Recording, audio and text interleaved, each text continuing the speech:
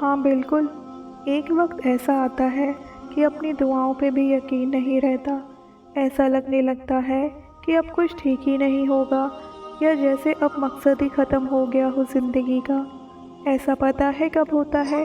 جب تم اپنے وسوسوں کو حاوی کر لیتے ہو اپنے اوپر، اپنا ہر منفی خیال تمہیں سچ لگنے لگ جاتا ہے، وہ ہر خیال جو دل تو ماننے کے لیے تیار نہیں ہوتا، لیکن دماغ میں وہی وسوسے چل رہے ہوتے ہیں۔ پھر تم ان وسوسوں کو بار بار سوچتے ہو اور خود سے سوال کرتے ہو، اور پھر خود ہی ان کا جواب دیتے ہو، اور ایسے کرنے سے صرف تمہارا ذہنی سکون خراب ہوتا ہے، کیونکہ یہ وسوسے تو ہوتے ہی شیطان کی طرف سے ہیں۔ غور کریں تمہارا رب سورہ بقرہ میں کیا فرما رہا ہے، اور دیکھنا شیطان کا کہا نہ ماننا وہ تمہیں تنگستی کا خوف دلاتا ہے۔ جانتے ہو، شیطان سب سے پہلے تمہارے دماغ میں اللہ کی طرف سے نا امیدی کے وسوسے ڈالتا ہے کہ اللہ ناراض ہے تبھی دعا قبول نہیں ہو رہی ہے، یا اللہ میرے ساتھ کیوں ظلم کر رہا ہے، یا اللہ سنتے کیوں نہیں ہے۔ اور جب تم بار بار سوچتے ہو تو یہ خیال تمہارے ایمان کو اور کمزور کر دیتے ہیں۔ سورہ نساء کی آیت 60 میں تمہارا رب بتا رہا ہے کہ اور شیطان چاہتا ہے کہ انہیں بھٹکا کر گمراہی میں دور لے جائے۔ وہ رب تو تمہیں بتا رہا ہے کہ شیطان تو چاہتا ہے کہ تم گمراہ ہو جاؤ اور اپنے رب کے بارے میں نا امید ہو جاؤ۔ اس لیے جب بھی تمہیں اس طرح کا خیال آئے اپنے رب کے لیے کہ دعا قبول نہیں ہو رہی ہو، یا وہ سنتا نہیں ہے، یا میرے ساتھ ہی کیوں برا ہو رہا ہے، یا ایسا کچھ بھی، تو فوراً اپنے آپ سے کہو کہ وہ رب رحیم ہے، وہ اپنے بندے پہ ظلم نہیں کرتا۔ سورہ اعراف میں فرمایا گیا ہے، اور اگر شیطان کی طرف سے تمہارے دل میں کسی بھی طرح کا وسوسہ پیدا ہو تو خدا سے پناہ مانگو، بے شک وہ سننے والا اور سب کچھ جاننے والا ہے۔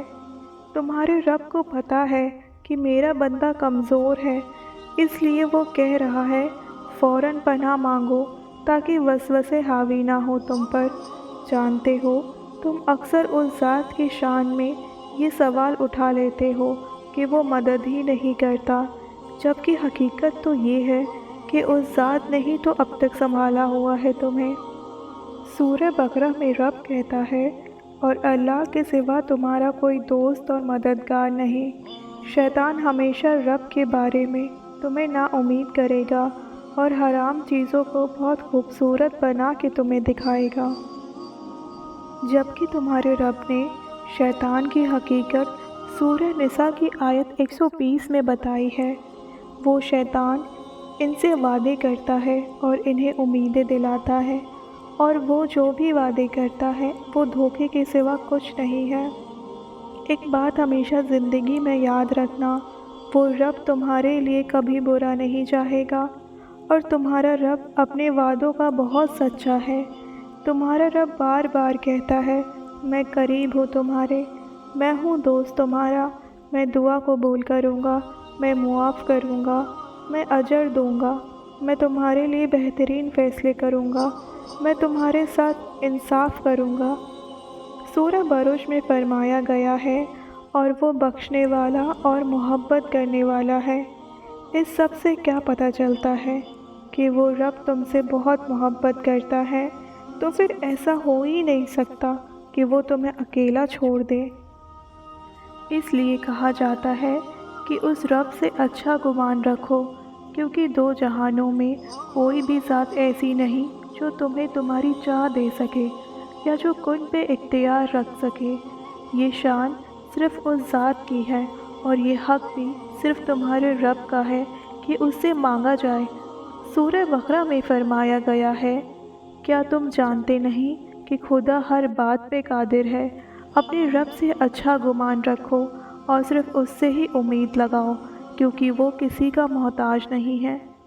وہ رب جس کے سامنے دو جہان جھکتے ہیں، اس ذات سے کیسا نا امید ہونا۔